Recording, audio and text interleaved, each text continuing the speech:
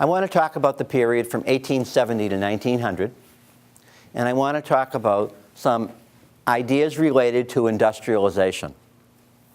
Ideas related to American industrialization from 1870 to 1900.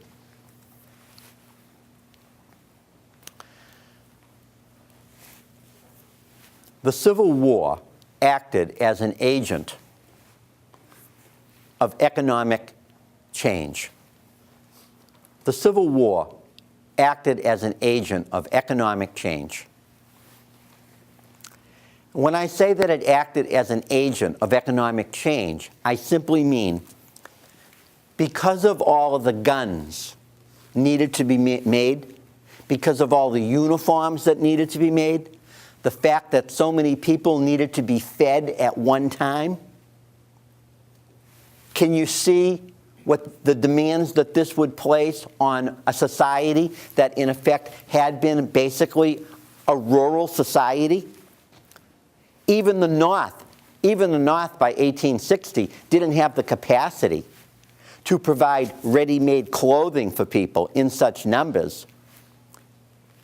And so the point is that the Civil War acts as a kind of, write this down, as an economic multiplier. The Civil War acted as an economic multiplier,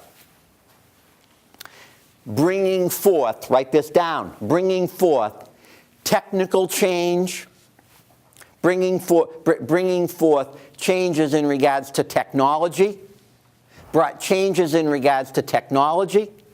It brought changes in regards to how goods would be manufactured.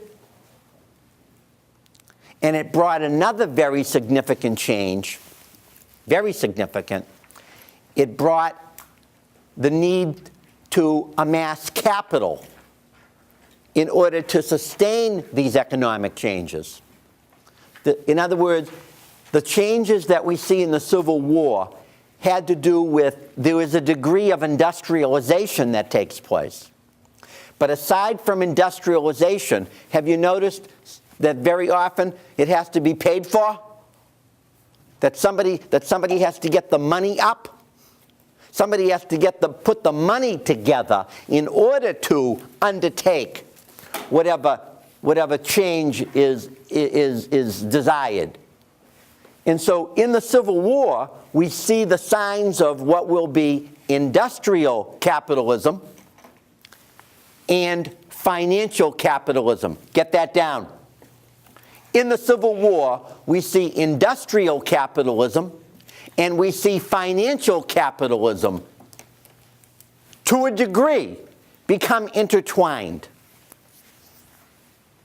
We see the beginning of industrial capitalism and we see financial capitalism begin to be intertwined, as they must be, as they must be. More on that at a moment, okay?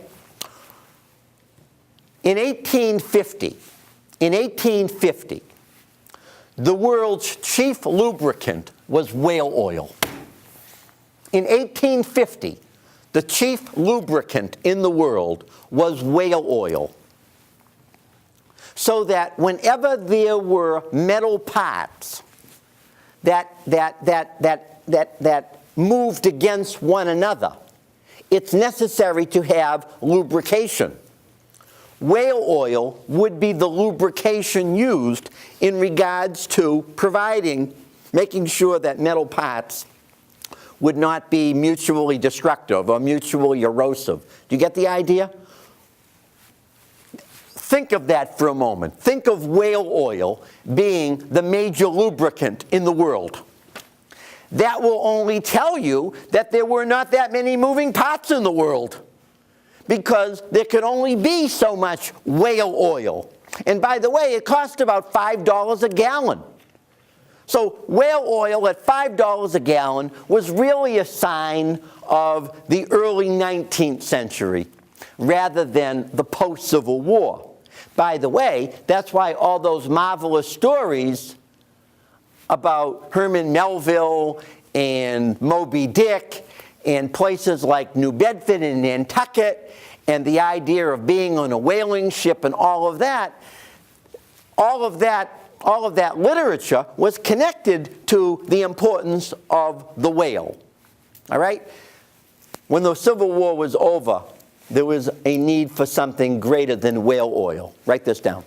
So by about 1857, 1859, there's a fellow by the name of E.L. Drake, Colonel E.L. Drake, in Pennsylvania and in Ohio, who begins to drill for pools of petroleum. E.L. Drake in 1857 begins to drill for pools of petroleum. And in 1859, he strikes a pool of petroleum. I believe it's in Pennsylvania. Not that it's important to us, okay? So we have Drake, sit down. So Drake is drilling for oil, how are you, in 1859. By 1872, there's literally tens of thousands of barrels of oil that are being taken out of the ground.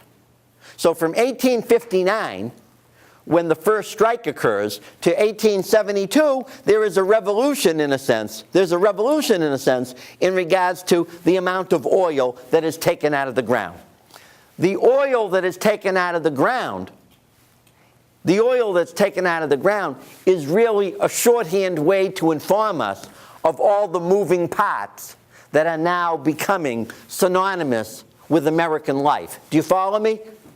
The reason that there are tens of thousands of barrels of oil coming out of the ground is because that quantity oil is symbolic for all the other transformations that will take place in America. As America becomes mechanized, oil is essential. Right? Are you breathing? Oil is essential because oil becomes that quantity that is going to provide the necessary lubrication in a mechanized world. Uh-oh, America is changing, isn't it? This is symbolic of that urbanization, immigration, and industrialization. All of those developments, as I've suggested to you, are all intertwined. And they all occur simultaneously. And as they occur, they totally change life as it existed in what was, are you listening, a rural, undeveloped, widely dispersed nation. America, rural, not greatly developed, widely dispersed. The Civil War becomes an instrument that changes a great deal of that. But it's necessary to take further leaps in order to take the change and to use it for what would be a great, as I say, a greater transformation. The search for oil in America was paralleled by the search for oil in many other places in the world. It is not just in America that people are looking for oil, which tells us that the transformations taking place will be worldwide. Write this down.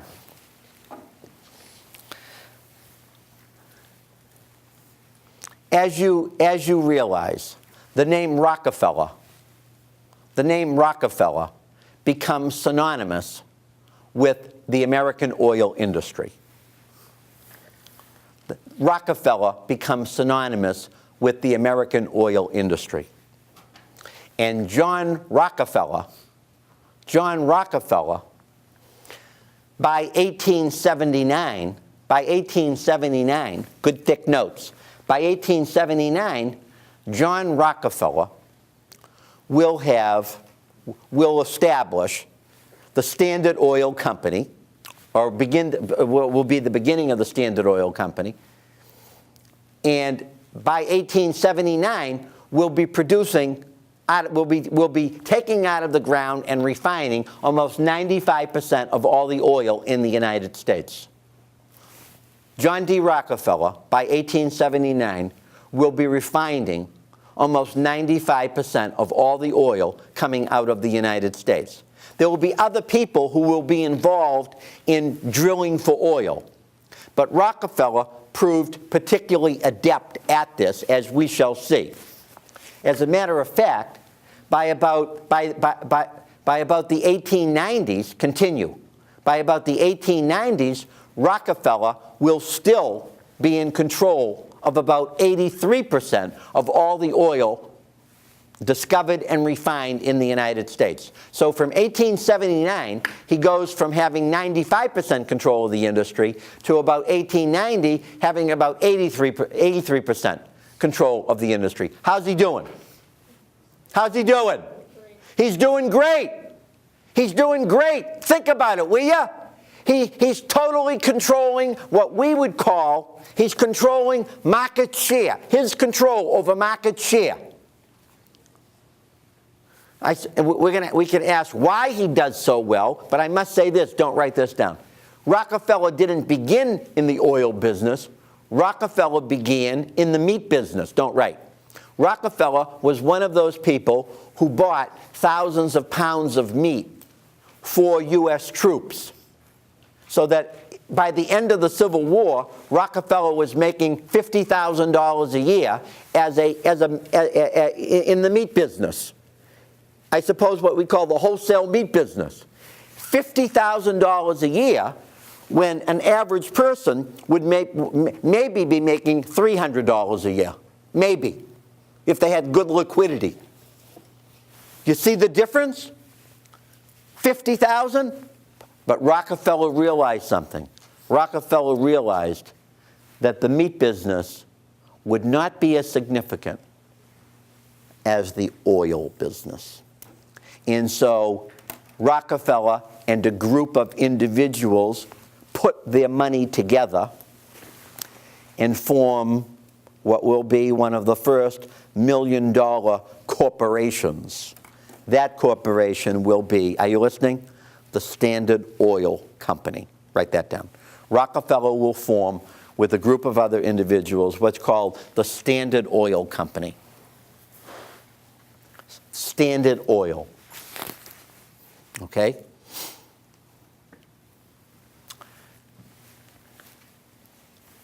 It's important for us to reflect a moment. It's important for us to reflect a moment on simply what is accomplished by putting $1 million together.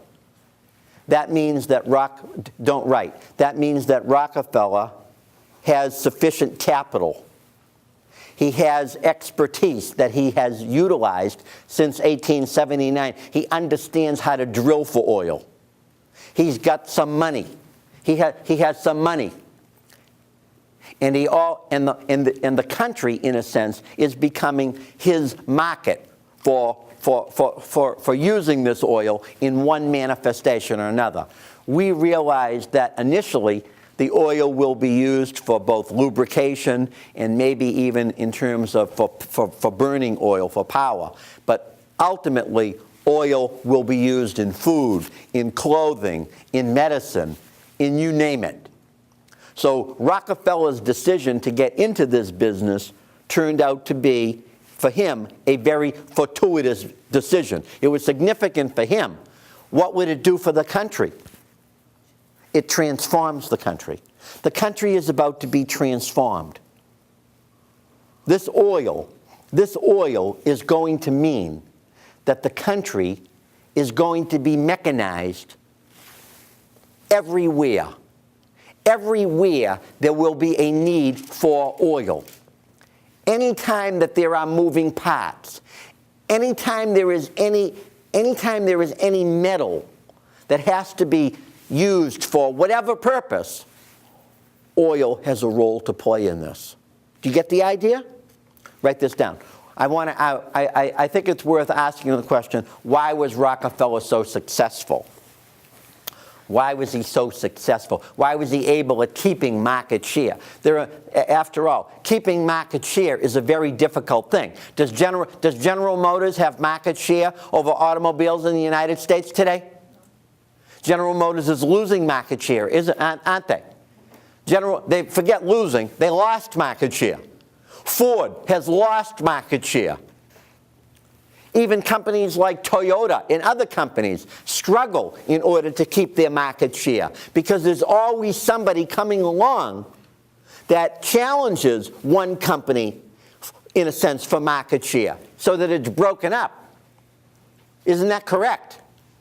I just read today, just as an example, General Motors today is making, this is what they're making, Chevy, Cadillac, GMC, and Buick. That's all they're making. All the other cars that were associated with General Motors. Pontiac, no more. How many of you know Pontiac? Don't be ashamed. Of course you do. What are you, demented? Oldsmobile, no more. Saturn, no more. You know what that means to the country? What it means to the country in terms of particularly the auto industry, particularly in terms of auto workers, and how this is going to how this has changed America? Never mind the fact that Chrysler might not exist within 30 days or 60 days or 90 days. Keeping market, so that if Rockefeller could go from 95% of market share to 83% of market share, he's doing something right, isn't he? What was he doing? Write this down. Get this down. What does Rockefeller do? Point number one. First of all, Rockefeller very much believed in using the most up-to-date technology for both drilling and refining for oil. He believed in using the most updated technology. He spent heavily in technology in order to drill and to refine for oil. He spent heavily in regards to technology. By the way, all of this is greatly illustrative for our time, isn't it? This is greatly illustrative for our time because we realize that I don't care what the industry is today. If you're not involved in technology, you can't be a player in the industry. And if you can't be involved in you can only be involved in technology if what? Help me. Keep your eyes open, young lady. You can only be involved in technology if what? Are you thinking? Are you thinking like a fox? Who can really be involved in technology? Only the most heavily capitalized. Write that down. Only the most heavily capitalized companies can really be up to date in technology. Who's going to take Sony on for making flat screen TVs? My name is Richard Clayman. I'm going to create the Clayman TV. How much money have I got? I've got $18. I've got $18, but I've got a lot of ambition. I think Sony is quaking in their boots. Sony's quaking in their boots because I'm going to take them on in flat screen TVs. Is that possible? Yes. Did you get the idea? It's not likely. It's not going to happen because capitalization is so significant. You need a great deal of money because you're going to go through a great deal of money. So Rockefeller instinctively understood that market share would be connected to how well capitalized he would be. By the way, as an aside, Rockefeller was very cheap in his own personal life. He lived a very, very narrow life.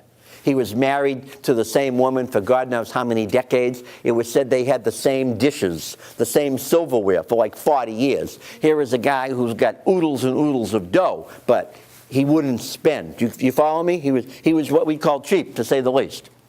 Point number two. Rockefeller very much enjoyed dealing with difficult problems. He enjoyed dealing with difficult problems in the industry. Point A, very often there would be different drilling places would produce oils with varying viscosities. Depending on where you drilled the oil, the thickness of the oil would vary. And the oil would have to be refined to, let us say, depending on what you would need the oil for. But when you drill into the ground and get oil, you don't necessarily get the same product, you know?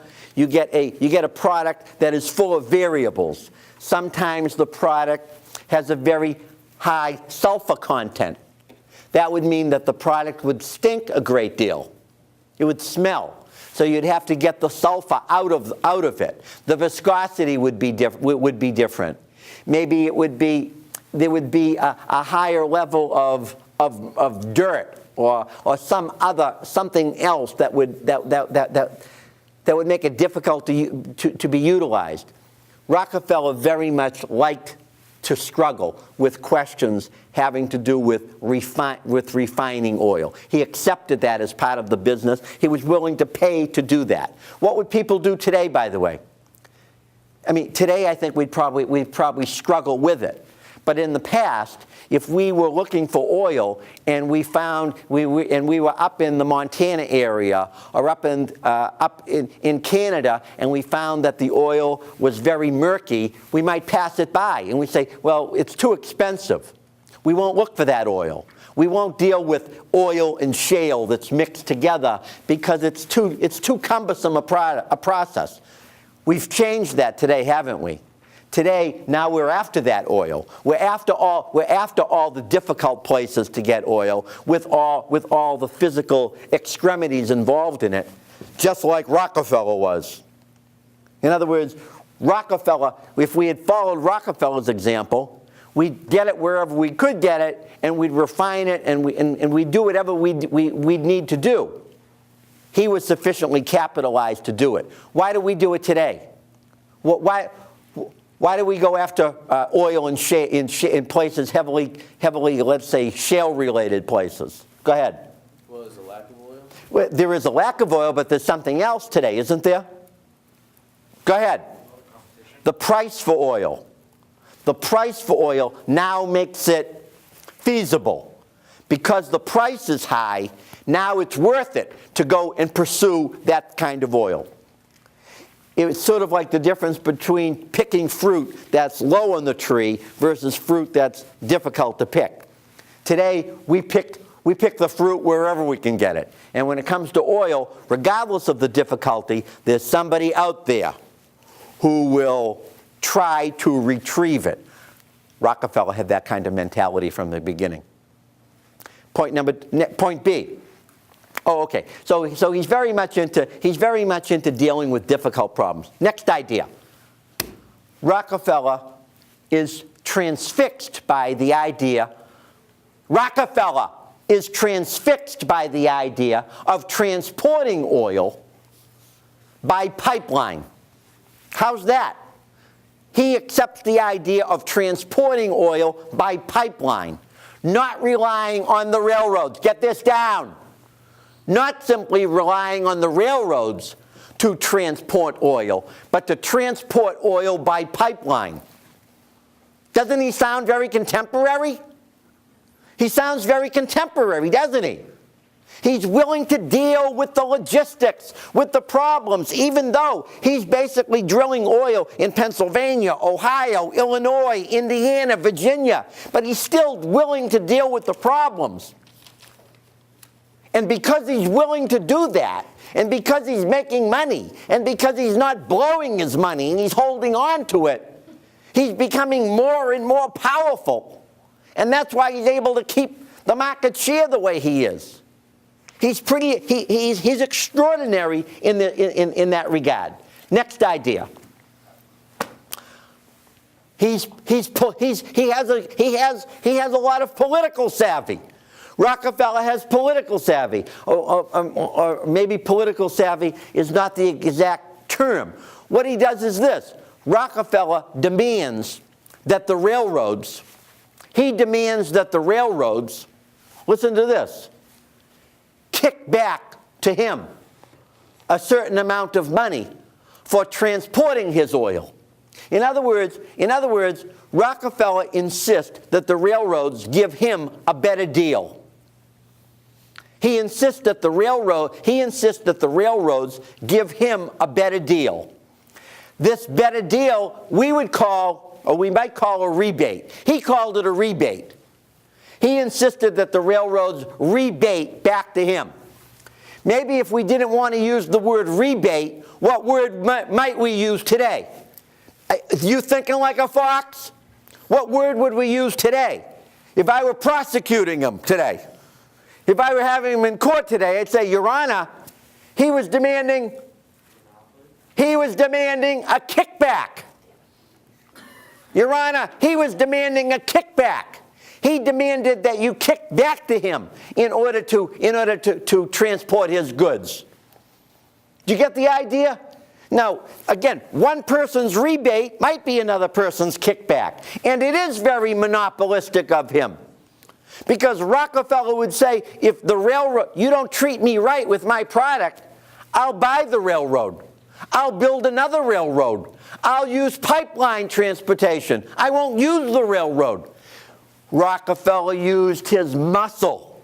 He used his financial muscle in order to achieve what he wanted to achieve. Doesn't this sound very contemporary? Doesn't it sound very, didn't he seem to understand the financial implications of it?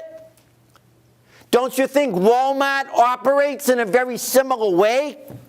When Walmart buys something, when they buy 50 zillion bags of kitty litter, 50 billion bags of kitty litter, don't you think that they get the kitty litter cheaper than Clayman Hardware Store? The Clayman Hardware Store, I pay this much for the kitty litter. Walmart pays this much for the kitty litter because they're buying it by the railroad car. And because all they have to do is get on the phone and say, hey, this is Walmart calling.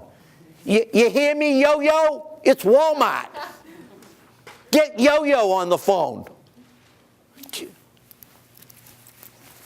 They're using their financial muscle to achieve what they want to achieve. This is Rockefeller. This is Rockefeller. This is this one guy dealing with oil that everybody in the society has to connect into. How's he doing? I suppose one could say this. He's the right guy for the right industry at the right time. By the way, his actions are going to take the country down a very distinct road. I suppose I could say, Professor, what if there were no Rockefeller? If there were no, how would oil have developed in the country? Would it have not developed? No, I don't believe that. I think it would have developed. But it would have developed differently.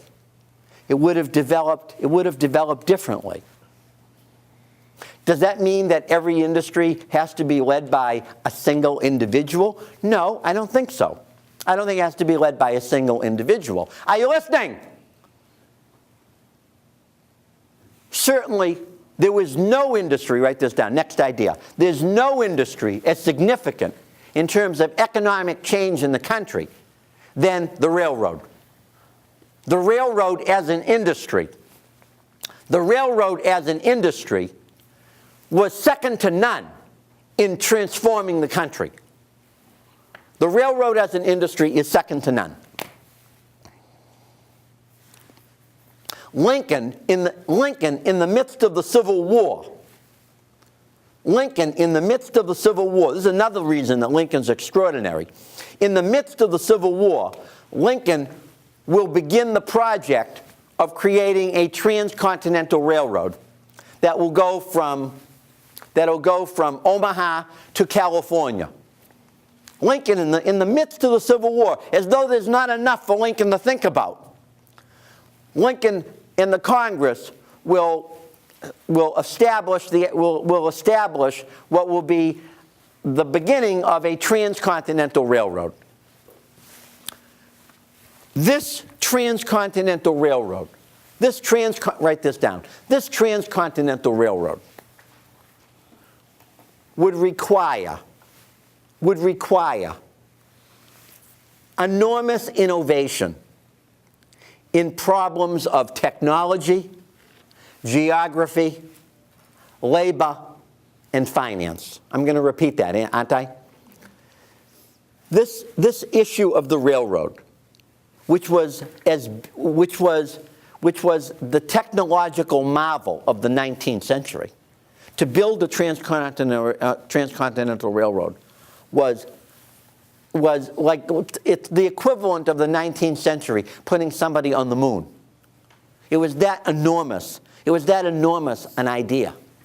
But it would require, stop yawning at me, it would require an understanding of technology, geography, labor, and finance. The railroad plays, the government plays an extraordinary role. Write this down. The government plays an extraordinary role in making the railroad work, in solving the problems of geography, labor, technology, and finance. The government will play an extraordinary role in making this work. And in 1869, the Union Pacific and the Central Pacific Railroad will, in effect, create one line that will go across the country from that Omaha to California. That'll be one line. In 1869, they'll kind of achieve their goal, okay? But ladies and gentlemen, listen to me. Listen to me, please. In achieving this goal of creating one line, that was the tip of the iceberg. Because how many railroads will there be? Thousands. Millions might be taking it a bit. But there will be thousands. There will be thousands of railroad lines. There'll be thousands of places, short and long, small railroads, large railroads, spur railroads, inner city railroads, railroads between cities, railroads going into the wilderness. Railroads? Building railroads in America became an incredible undertaking that would involve everything that I've said: geography, finance, technology, and labor. Can you appreciate, ladies and gentlemen, can you appreciate the scope of that? As an example, how many gas stations do you think there are in America? Isn't it endless? Isn't it endless, the number of gas stations? How much paved road is there in America? Can you imagine? Can you imagine what it would require, what would be required in order to say, okay, I think I'm going to plan for all the gas stations in America? It's beyond planning, isn't it? No one could plan for that. It is too stupendous an undertaking. It would require too much thought in regards to the migration of people. It is it's beyond thinking. That's what the railroad would be. The railroad, write this down, the railroad would be, in a sense, the financial frontier of the late 19th century.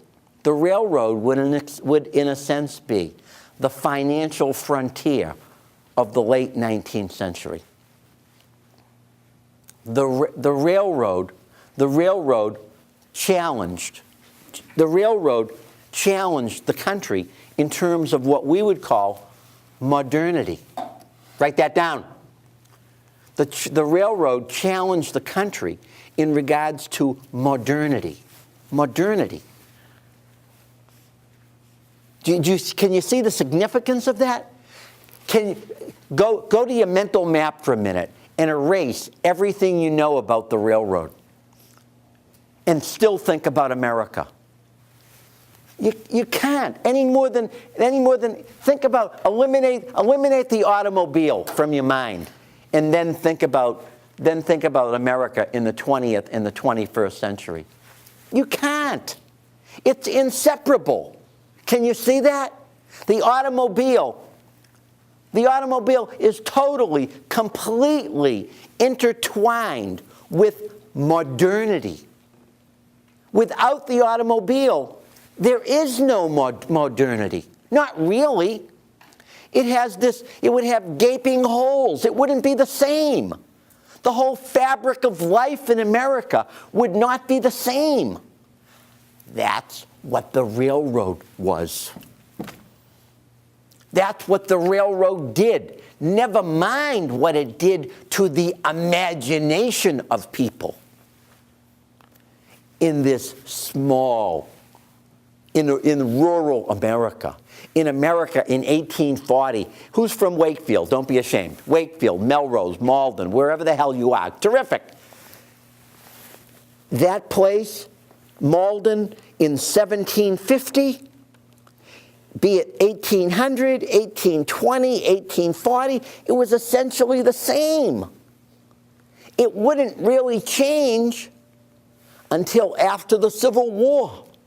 And then it would become something totally different from what it was. Do you get the idea?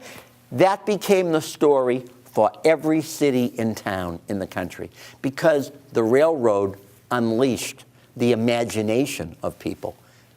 Write this down in the margin. I want you to read this book. I don't want you to die until you've read this book. It's called, hold on, The Empress Express. The Empress Express by David Bain, B-A-N-E. Bain, B-A-N-E. David Bain. Took him 14 years to write this book.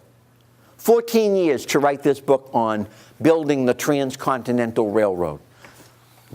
We will come back to the railroad, because are you listening? The railroad, to make the railroad work, besides all the things I've talked about, the railroad is about money. The railroad is about putting money together and having money from all over the world. People from all over the world invested in American railroads. More on that in another time. Continue. One other point, one other individual that it's necessary to talk about.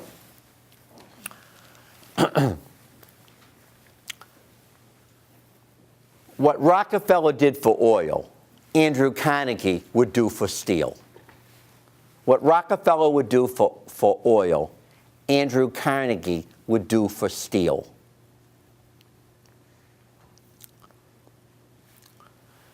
Carnegie adopted some of the latest technology that came from Great Britain in regards to blowing carbon, write this down, in regards to blowing carbon into hot iron ore. When you blow carbon into hot iron ore, something happens that you readily understand. I live on the third floor of a house. I want you to come upstairs. I want you to help me take the bathtub and throw the bathtub out the window. If we throw the bathtub out the window of the third floor of my house, when the bathtub hits the ground, what happens to the bathtub? It shatters into a million pieces, because the bathtub is made of what? With the hands. Go ahead. No, it could be. Go ahead. Marble? Well, yeah, if you live in a condo somewhere, you give me that. Come on. The fiber. Only in America. What's the bathtub? The bathtub is made out of what? Pardon me? Porcelain, or it is in a sense iron. It's in a sense a kind of iron. What's the name? What's the other name that we use for it? Help me.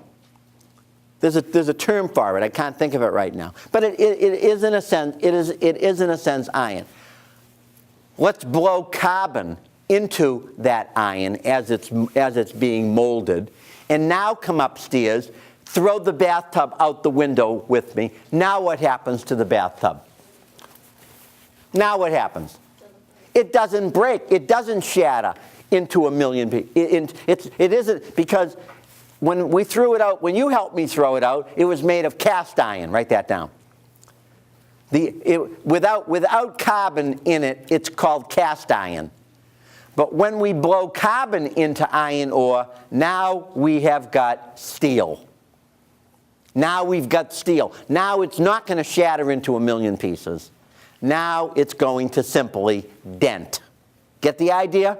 So that if I'm a farmer with a plow and I hit a rock with cast iron, I've got fragmented cast iron. But if I've got a plow made with steel, I've got a dented piece of steel that I still probably could use. Carnegie adopts the best, write this down. Carnegie adopts the process from the Englishman Henry Bessemer, Bessemer. Carnegie adopts the ideas of Henry Bessemer. And by adopting these ideas, he's able to transform the steel industry in the United States. Let me give you a statistic. Statistics sometimes are telling. By about 1875, 1876, Carnegie is producing about 1 million tons of steel a year. By about 1875, 1876, Carnegie is producing 1 million tons of steel a year. By about 1890, Carnegie is producing 4 million tons of steel. Get that down. We go from about 1 million tons to 4 million tons of steel. By the way, in about 1820, 1830, how much iron ore could be produced at one time? Itsy little bits of iron ore. That's why when people were involved in colonial buildings, if you were involved in construction in 1820, you wouldn't use nails. Nails would be used by rich people. Wood would be used. You'd join wood together with another piece of wood, with a peg. But you wouldn't use a nail. To use a nail, nails were very expensive. Horseshoes, very expensive. Any kind of metal would be produced from tiny quantities. You get the idea? Tiny quantities of metal would be outrageously expensive. Now here's Carnegie, 1890, producing 4 million tons of steel a year. Continue. Most of the steel that Carnegie is producing is going to be used for the railroads. Overwhelmingly, most of the steel that Carnegie is producing is going to be used for railroad construction. Remember what we said, there's going to be railroads everywhere, right? The country's going to be paved with railroads. There's got to be railroads that go everywhere, just like there's got to be roads that will go everywhere. Because this was a country that had nothing. And so Carnegie's role of producing all of this steel is symbolic of the transformations that take place as a result of the railroad. More than that, continue. Carnegie steel will also be essential for something else. What? Start thinking. You're not thinking. Building. With the hands. Go ahead. Building. What kind of buildings? You're right. Pardon me? Steel frame construction. Right. Carnegie steel will be essential for what we will call steel frame construction, sometimes often referred to in context of the Chicago School of Architecture. If we're building a building in which bricks make up the wall, how high can the building go? Well, there would probably be a limit to how high the building could go. If this whole room, if this were a boxy type room, and it wasn't in the midst of the kind of construction that we have here, the walls keep the wall, there's a certain limit to how high the building can go, theoretically. Never mind what the interior space would be. Go ahead. Well, that would make the bottom thicker than... Exactly, because the whole idea is that you need your strength at the base of the building, and maybe you could thin it out to a certain extent. But it could really only go so high, and your interior space would probably be limited. But with steel frame construction, how high can you go? Theoretically, as high as you want. And what about the skin of the building? What about the skin? The John Hancock building. Does the skin of the building hold the building up? It keeps the birds out. The skin of the building keeps the birds out. Make sure it doesn't rain inside the building. The glass of the building is nothing more than a barrier because the building is held up by the steel frame. Get the idea? So steel frame construction totally transforms buildings in the United States. The buildings can get bigger. And by the way, what about the interior space in a steel frame building? Much bigger, much more open. That we'll need lighting. We'll need lighting. We'll need windows. We'll have whole bands of windows. Lots of interior space, lighting. We need an elevator. We need an elevator to get up there, right? You see where we're at? You see what we just done? We've just transformed buildings. And now that we built something like this, as Americans, what are we supposed to do? Build them everywhere. Right? Now that we got the formula, like Walmart, they go everywhere. We're going to build one in Malden. We're going to build them in Medford, Malden, wherever the hell you are. We're going to build buildings with steel frame construction and lots of windows and interior space and elevators for everybody. Did you get the idea? That's Carnegie. Carnegie did that. And then he laid the tracks down too. This is not your father's America. This is going to be a brand new America. Can you see that? It's going to be a brand new America. Rockefeller, Carnegie, and we're missing something. Money. More on that in go ahead. Nice and loud. Come on. Did Rockefeller and Carnegie ever form their alliance? No, not really. But they, not really. Go ahead. No, help me. Didn't they form an alliance with the Federal Reserve? No, we're not into the Federal Reserve. Hold off on that. That's a separate issue. How's this? By the way, that same steel that Carnegie will use for rails, because iron rails break. In cold weather, iron breaks. Steel doesn't. Steel does. There are some changes in steel, but steel's not going to be affected as adversely as iron is. But Carnegie steel, when it's rolled, is also going to be very useful for automobiles. How's Carnegie doing? Carnegie is, in a sense, going to be a critical player in not only using technology, but Carnegie is going to take it a step further too. Carnegie is going to develop a certain philosophy in regards to what all this technology means. I want you to read the Heilbronner essay in the Oates book. Read Heilbronner's essay on Carnegie in the Oates book, if you would.